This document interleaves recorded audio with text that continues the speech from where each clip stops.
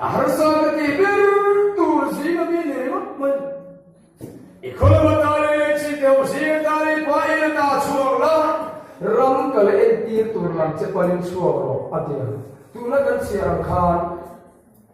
ram ala en tir tur lam chu khoi lam nge ti po hele na chu am ti ke rai le ka chon chi to kana la soi le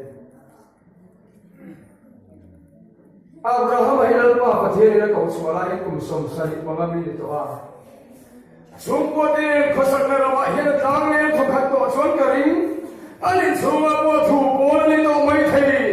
kum som sari pangalai mai no khosak to na ram kal sanin khoila ge dalpan kal tu rati hun po he chiang la bin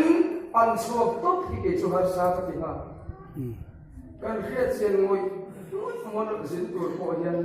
mi ne kan fa le mani